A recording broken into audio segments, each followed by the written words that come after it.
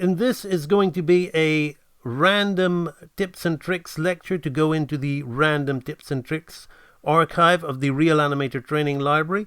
Ideally, you will have completed your basics and intermediate training to be able to make full use of this lecture.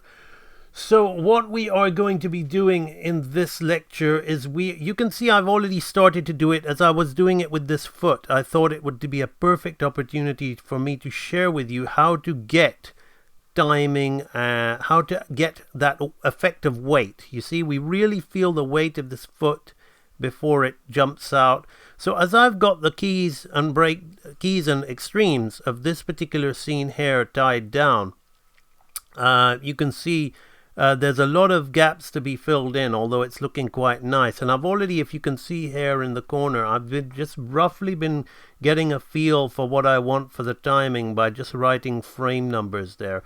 That's, you don't have to do it that way, but what you can do is this lecture is going to be all about the law of slowing in and slowing out to give the character weight. We kind of are already doing that with some of these keys here. You can see that we're closer to the up here, and now we're kind of closer to the down here. So we kind of have already done that, but our breakdown is going to seal the deal, especially on these bits here where I'm going to kind of work it all out live on what I want for the timing here as the camera is going to pull away from her. This is an animated camera move where we kind of have one sort of skip cycle and then we kind of pull back where she lands and brushes her hair and takes a couple of steps forward. I'm going to think in terms of thirds. Okay, I'm going to think in terms of thirds, and then I'm going to think on in-betweening further on those thirds. What do I mean by that? Okay, well, here I've got a drawing that's really close to us. Okay, so if I just put in my in-between here. So here I've got a drawing that's really close to us. And here I've got a drawing that's quite a bit away from us. She's got quite a bit smaller from us. So if we've got this one here, and I'll do it color coded, so this is the close one and this is the far one. Okay, now what I'm going to do to manage it is I'm going to work on thirds. By having working on thirds, I'm going to have this one that's a little bit closer to the close one and this one that's a little bit further closer to the far one. So that'll be a nice way of breaking it down rather than putting one plonk in the middle between it, okay? Because you put one plonk in the middle, then it's going to be harder to break it down. Going to be harder to get from point A to point B. It's already quite challenging looking at it. So I want to think about the motion path of the head is a circular motion path. And then I want to think about it coming back up here. So I'm going to think about maybe the head is going to rise this way because the camera is going to be coming away, and she's going to be maybe about this kind of size away. Okay, so this is going to be kind of still in mid shot. So you see I'm kind of roughing out what I think in here like this. Boom, boom, boom. Okay, and then in the next frame I'm gonna want to maybe, so you see I'm putting that third spacing. Okay, this is a lot to take in here because I'm kind of intuitively, so I've instinctively put this 1/3 closer to this drawing as I explained. Okay, now I'm instinctively putting this one 1/3 closer to this drawing. Okay, so that, but then I'm following this circular head of the arcing of the skipping, okay, because the head's going in a circle like that. Okay, so everything, so I'm thinking about the law of arcing as well as I'm doing this. Right, let me start drawing. Let me tidy these up a little bit so you can get a better understanding of this. So let me click on this and make this yellow. Let me click on this and make this yellow. Okay, so now I'm going to think about the expression in the face, because if we look at the scene, let's just take a look at the scene. You got to all the time be multitasking, thinking, keeping an eye on the long term. So she's happily skipping away here. You look, she notices something, she brushes her hair and she walks forward. Okay, something's caught her attention. So as we're happily skipping along here, we got her eyes closed. Okay, so here I'm going to want to have her eyes open and keep her with a blissful, joyful expression. And here she's got her mouth open. So I want to think about leading into this expression. How am I going to do that? So that's what I'm going to do with this particular pose here. How are we doing for time? 51 minutes, not bad. I feel that this is a decent lecture, actually. It's giving a lot of insight into the spacing. So she's going like this. So now we can really feel that transition, okay? It's working a lot better. So if we look at the whole feel of it, like jum, okay?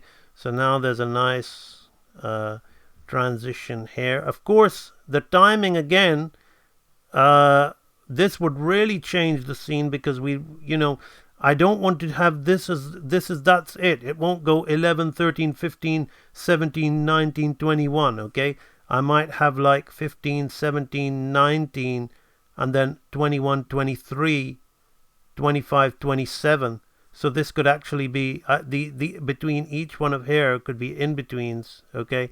So because I want to slow this camera pull away, I want to slow out to give the effect of the sudden landing here, okay? That'll make that work. At the moment it's still too fast, so although as I do this it might feel fluid to you, it doesn't mean that that's the way we're gonna, that's it. There's no, that we just need to tidy it up. We need to do more in-betweens and all that.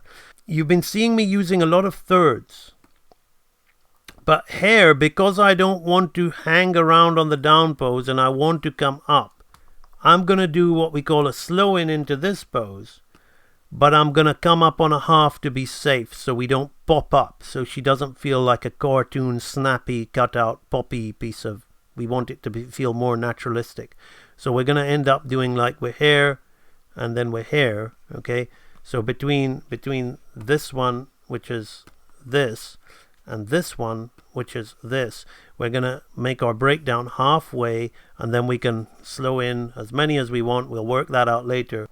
Right, so there's a lot of work to be done here, but I'm just gonna get a quick feel. Am I on the right track? Yes, no, okay. So let's have a look. Boom. Okay, yes. Right, so we have that.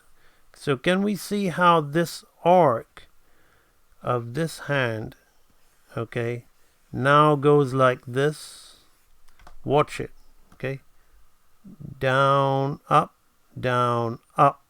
See how the arcs are all taking place, and how this hand, as it comes here, okay, it goes forward and up, okay? Watch it. Forward and up. You see the circular, everything is just flowing. Everybody talks about flow in animation. Well, it's the arcs that give you that. And then what we'll do is we will slow from hair to hair. And this may take 10 frames, okay? And I might put a double blink on the character, okay? Because the whole point of this shot is we've come out of a dream sequence. And this, she's too young, okay? But yeah, I've got a teenage daughter myself and it frustrates me, okay?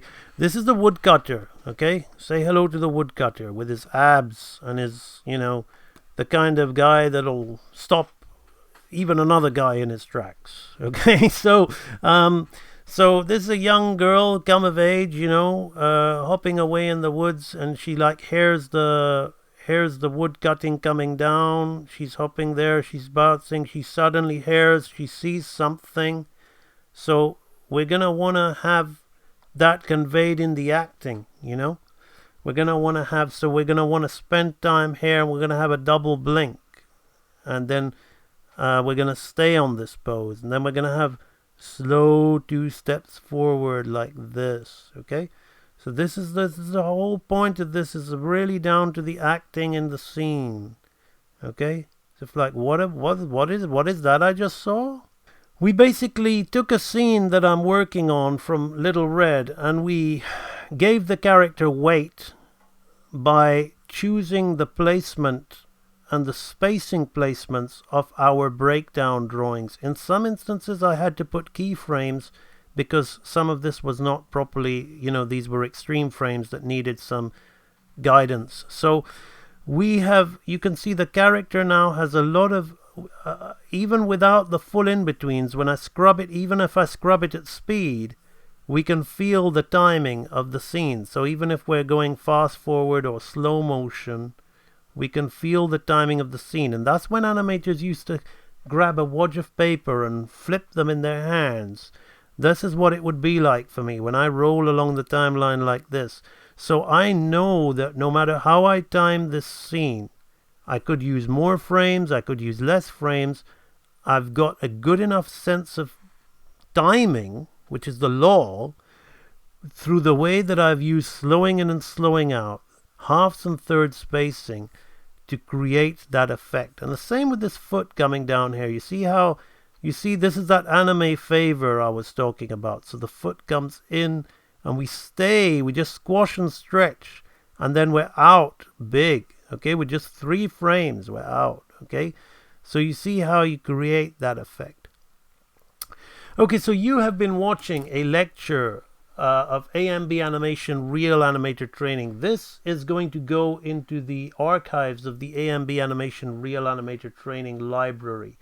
The Real Animator Training Library is the world's best place to learn the craft of hand-drawn animation. As you have been seeing in this lecture here, the kind of information step by step that you get. This is not a course. I'll show you which lecture this is going. So if we enter the Real Animator Training Library, we can see that we've got currently have 279 videos in here. So we've got over 300 hours of training lectures in here. Now, this one is going to not go in a course, because you can see it's been kind of like a very advanced.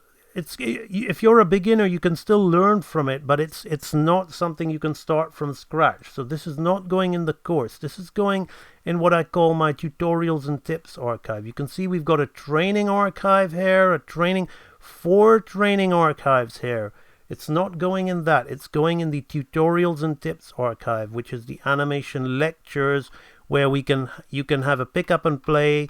There's even a mini course in here for you to do, a 9-part mini course, but it's going in this archive where we've got all kind of random lectures that you can watch for tips, inspiration, where you can really learn, especially if you've been through some of those courses. So if you've done your basics, and preferably this lecture is going to be more useful to you if you've completed the basics archive and the intermediate archive. Okay, this lecture, is going to be useful to people who at least understand some of the basics done in this basics archive. So you can, it's advisable. So it's going to go in there. Okay.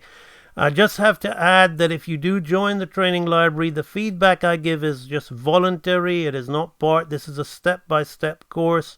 The videos, if you think about it, you have basically 4 different videos just for one walk cycle. Okay. So you spend like an hour and a half on just the legs, or an hour on the legs. Let's say an hour on the legs, an hour on the body and the head, an hour on the arms, an hour on the timing. Okay, so this is a complete self-contained course. We have students who have been to CalArts here. We have students who have been to Don Bluth University, Full Sail, Animation Mentor students.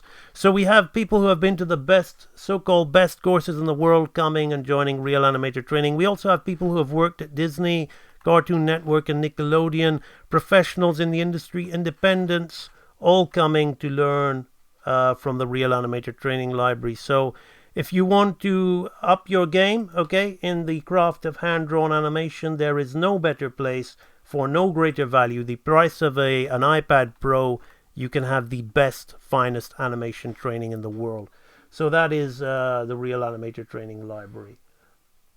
So, are you going to join the library?